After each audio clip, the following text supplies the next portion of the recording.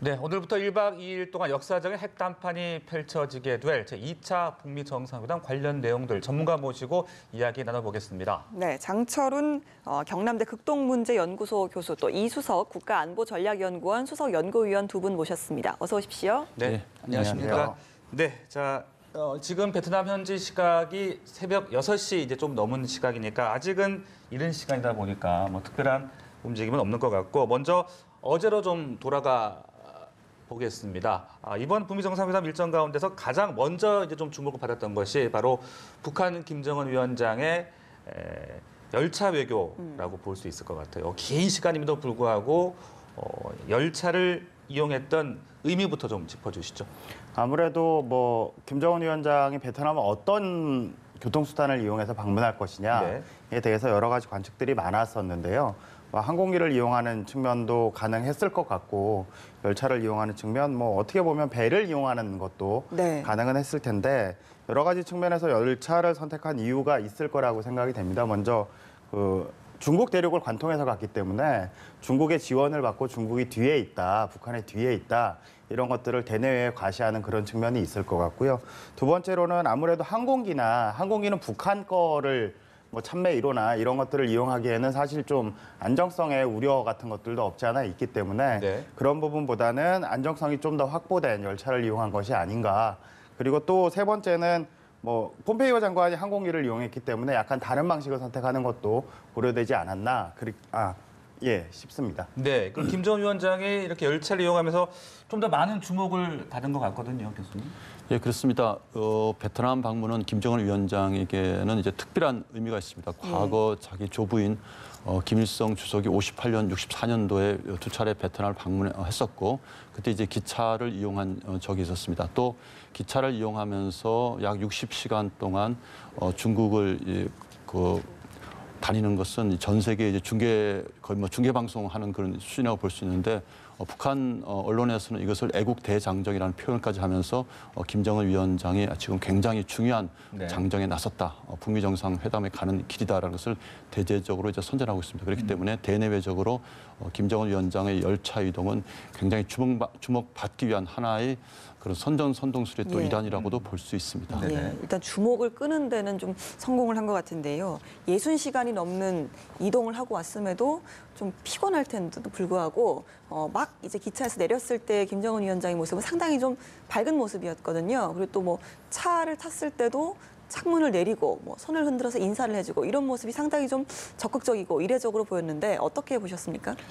김정은 위원장의 집권 이후에 뭐 대내적인 통치나 아니면 대외적인 활동을 하는 데 있어서 굉장히 많이 보여준 모습들의 연장이라고 볼 수가 있겠고요.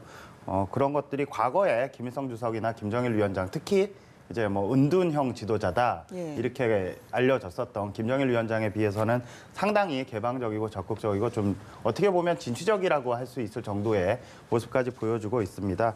오랜 시간 동안 열차를 타고 이동했음에도 불구하고 말씀하신 것처럼 굉장히 밝은 표정 그리고 뭐 그렇게 많이 피곤해하지 않는 그런 모습들을 보여주면서 아무래도 이번 정상회담에 임하는 여러 가지 자세나 태도나 각오나 이런 것들을 다시 한번 세계 언론을 통해서 과시하려고 하지 않았나 싶습니다. 네, 이번에도 이 열차 내릴 때 보니까 김여정 부부장 그리고 김창선 부장의 투토 부전이 눈에 띄더라고요. 그리고 아까 리포트에서 저희가 잠깐 봤듯이 김정은 위원장이 중간에 휴식을 취할 때 또 김여정 부부장이 잿더리까지 이렇게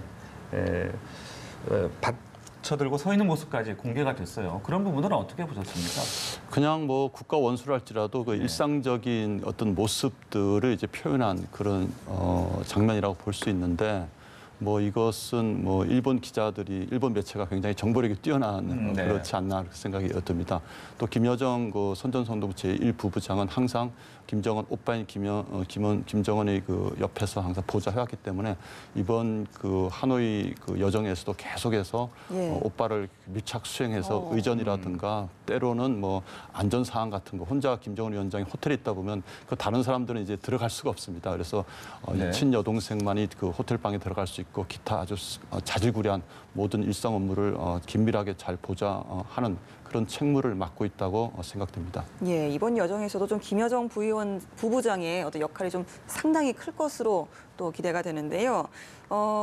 어제 그 일본 방송에서의 취재를 통해서 김정은 위원장의 휴식 장면이 노출이 됐잖아요. 사실 이게 좀 어떤 부분에 있어서는 그 북한의 호위망이 좀 뚫렸다. 이런 부분에 있어서 좀 경계가 더 삼엄해진 게 아니냐. 이런 모습도 이야기도 나오고 있는데 여기에 대해서는 좀 어떻게 생각을 하십니까?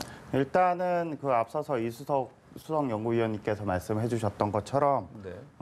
뭐 경호망이 뚫렸다고 보긴 좀 어려울 것 같고요. 아주 네. 멀리서 이렇게 뭐 속된 말로 땡겨서 찍은 거기 때문에 네. 북한이 뭐 그렇게까지 경호를 하는 건 뭐 전 세계 어디에도 없는 거니까 그런 것들은 어떻게 막을 수가 없고 네. 경호망이 뚫렸다기보다는 그 말씀해 주셨던 것처럼 이제 일본의 정보력이 상당히 뛰어나다. 예. 그리고 일본 언론의 취재력 같은 것들이 상당히 이렇게 그 경쟁력을 가지고 있다. 이렇게 네. 보는 게 맞는 것 같고요. 그런데 그 난닝역에 정찰을 할 거라는 걸 일본 측에서 미리 좀 정보를 입수를 한 걸까요? 아무래도 인공위성이나 이런 정보들이 많기 때문에 열차가 어. 움직이는 순간순간들을 계속 포착을 하려고 노력을 했을 거고 그런 과정에서 아마 뭐 한국 취재진도 중국의 주요 거점역들에는 다 나가 있는 걸로 알고 있는데 일본 같은 경우에는 숫자가 훨씬 더 많지 않습니까? 그런 측면에서는 일본의 정보력이 아무래도 조금 더 이렇게 그 수준이 한국보다는 조금 더 올라와 있다 이렇게 볼 수 있을 것 같습니다. 네.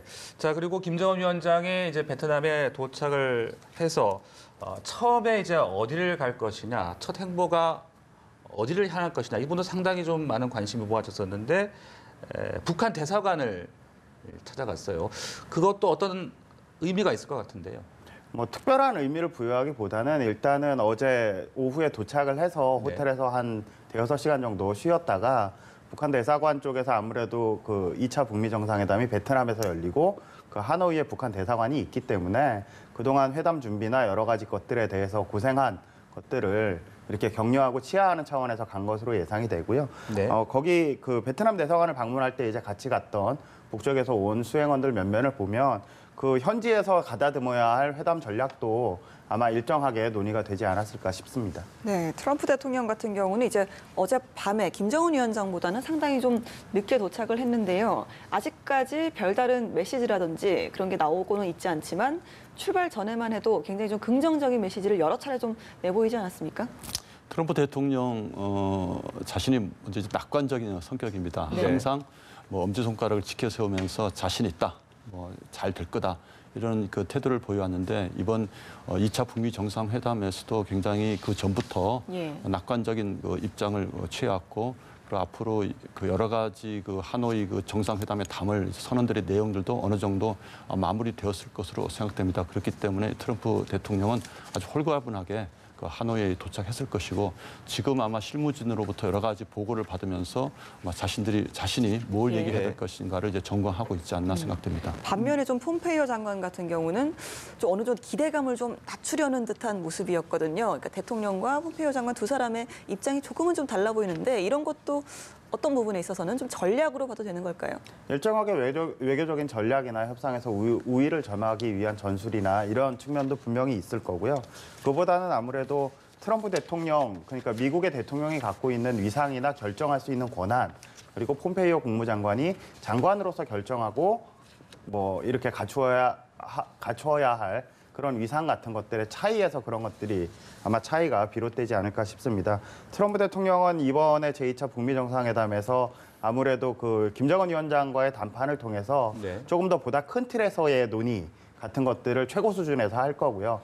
그런 것들을 실제로 이행해 나가는 과정에서는 폼페이오 국무장관과 김영철 부위원장 그리고 비건하고 김혁철 이렇게 양쪽에서 실무진들이 그 이행을 실질적으로 주도해 나갈 수밖에 없는데 큰 틀에서 합의를 할 경우에도 이행력을 확보하기 위해서는 실무진 의견을 들을 수밖에 없거든요. 그런 측면에서는 폼페이오 장관이 뭐 이렇게 얘기하는 것들과 트럼프 장관의 워딩이 좀 다른 것들은 충분히 네. 이해할 수 있는 거라고 생각이 됩니다. 네, 그 김정은 위원장이 베트남 주석을 좀 먼저 만날 수도 있지 않겠냐 이런 추측들도 있었는데 아직 김정은 위원장의 오늘 만찬 이전 일정은 특별하게 알려진 것은 없고 트럼프 대통령이 이제 베트남 주석을 먼저 만나는 걸로 지금 이렇게 일정이 잡혀 있습니다. 김정은 위원장이 상당히 좀 회담 전에 공식 일정을 좀 자제하고 있다 이런 느낌도 들거든요. 자제하고 있다기보다는 네. 아마 뭐 여러 가지 준비해야 될 것들이 조금 더 남아있기 때문에 그렇지 않을까 네. 싶고요.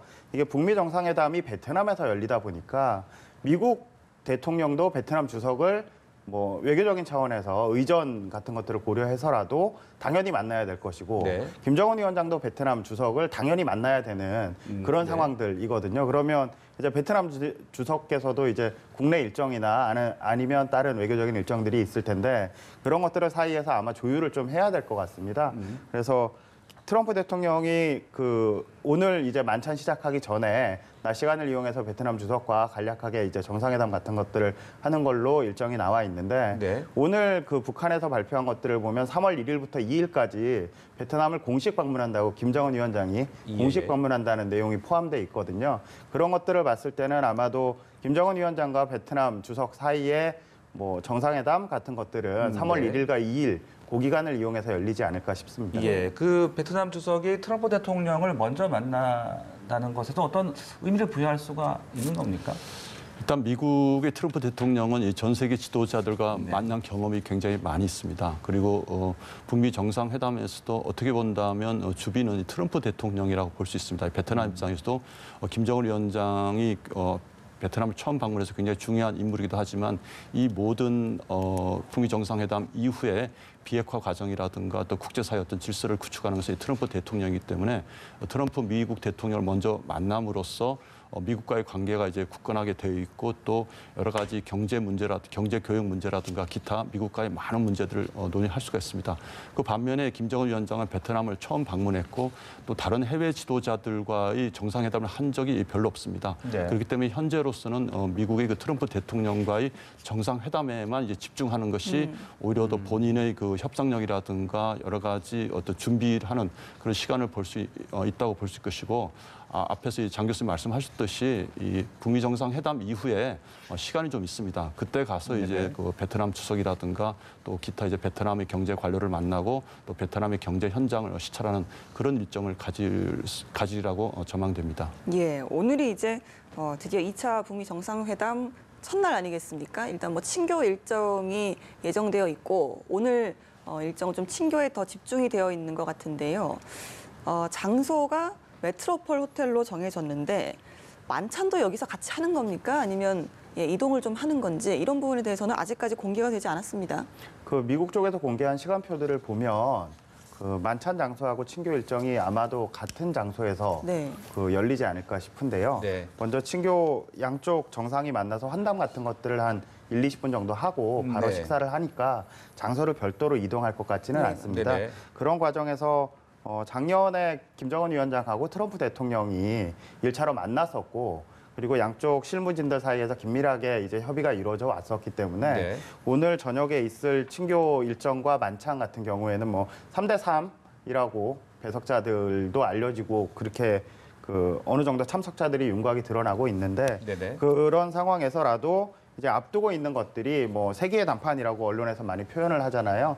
그런 측면에서 봤을 때는 아무래도 뭐 그냥 오랜만에 만났으니까 인사하고 헤어지는 내일 다시 봅시다 이런 정도가 아니고 네네. 어느 정도 의제와 관련된 얘기들도 상호간에 나누지 않을까 싶습니다. 예, 메트로폴 하노이 호텔이고 이제 6시 30분 현지 시간입니다. 이제 만나게 되고 한 20여 분간 두 정상이 이제 단독 회담을 짧게 갖고 이어서 만찬으로 이어질 것이다. 지금 이렇게 보도들이 나오고 있는데 정상회담 내일 본격적인 회담을 앞두고 좀 서로 간에 좀 분위기를 좀 풀어본다 이런 의미도 볼 수 있지 않겠습니까? 예, 그렇습니다. 뭐 보통 정상회담이라면 많은 이제 프로토콜 의전이 있고 또 의제가 이제 산적해 있는데 이번에는 정상회담 날짜를 잡고 네네. 그다음에 북미 간 실무자들이 그 의제를 정하고 그 구체적인 내용들을 정했습니다.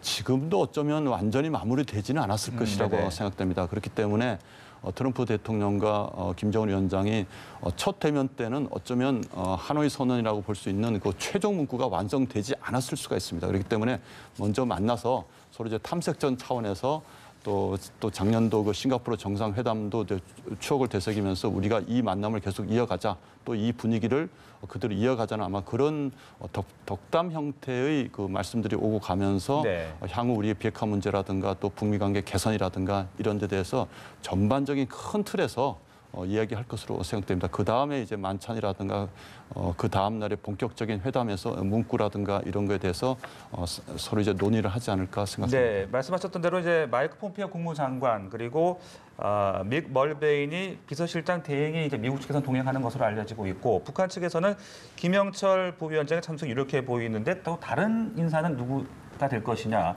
이 부분도 좀 전망해 볼 수 있을 것 같은데요. 네, 그렇습니다. 원래는 그 이수영 외무상이 참석하는 게 맞습니다. 네. 이수영 그 부위원장과 그 이용호 외무상이 참석하는 것이 맞는데 네. 김영철 부위원장이 오랫동안 그 미국과의 관계를 그 협상하고 또 미국과의 관계 개선을 위해서 노력했기 때문에 이번에도 역시 그 김영철 그 당 부위원장이 참석하리라고 생각됩니다. 만약에 김영철 부위원장 외에 또 다른 사람이 참석한다면 이용호 외무상 오랫동안 이분은 그 북한 외무성에서 핵 문제, 핵 군축을 오랫동안 담당해왔습니다. 그래서 과장 시절부터 다른 외교 관료들이 이 핵 문제 별로 관심이 없을 때 이분은 그 해외 특히 그 미국의 그 저서, 핵 문제 관련 저서들을 많이 구입해서 연구를 해왔다고 합니다. 그렇기 때문에 이용호 외무상이 이제 여기 그 김영철 외에 참석할 인원을 본다면 참석하리라고 생각하고 또 의전이라든가 또 네네. 기타 자질구레한 여러 가지 뭐 서명할 때 뭐 펜을 갖다 준다든가 네. 이런 부분은 역시 그 김여정 그 제1부부장이 참석할 거로 생각됩니다. 네, 네. 김여정 부부장도 동행할 가능성이 있다까지 말씀해 주셨는데 오늘 그 친교 만찬에서 어떤 좀 주목을 끌 만한 어떤 깜짝 이벤트 이런 것들도 좀 예상을 해볼 수 있겠습니까? 아무래도 그 제1차 북미 정상회담 6.12 싱가포르 북미 정상회담 때 다들 예상하지 못했던 산책 장면이 나와서 그 작년에 4.27 판문점 남북 정상회담처럼 도보다리 대화처럼 네. 그런 장면들이 또 나오지 않을까라는 기대감이 높아가고 있는 것 같습니다. 그런 네. 것들은 아마 경호나 안전이나 보안이나 이런 문제들까지 고려를 해야 되기 때문에 현지 상황을 봐서 그 현장에서 결정될 가능성이 크고요. 네. 회담이 열리는 호텔 구조 같은 것들을 보면 그 호텔이 이렇게 그 안쪽에 일정하게 오픈돼 있으면서도 외부에서는 접근이 어려운 그런 공간이 있기 때문에 그런 공간에서 간단한 산책 정도가 다시 이루어지지 않을까 그런 네. 기대가 나오는 것 같습니다. 네, 네. 미국 내에서는 지금 뭐 영변 핵시설 폐쇄를 합의를 했다, 제재 완화를 어느 정도 좀 합의를 했다 이런 보도가 미리 나오기도 하는데요. 내일 회담이 되면 이제 좀 공식적으로 결과가 알 수가 있겠지만 오늘 저희가 좀 미리 좀 알 수 있을 만한 이슈 같은 것들 이런 부분에 대해서는 어느 정도로 가능성을 보십니까? 뭐 현재 뭐 미국의 그 언론 보도를 보면 영변의 핵 폐기에 이제 집중한다는 그런 이야기도 나오고 있고. 또 이걸 뛰어넘는 이제 큰 틀에서의 완전한 비핵화, 싱가포르 그 선언에 나온 그 합의문을 좀 뛰어넘는 네. 그 정도의 그 내용들이 나오지 않겠는가라는 그런 이제 전망들이 조심스레 나오고 있습니다.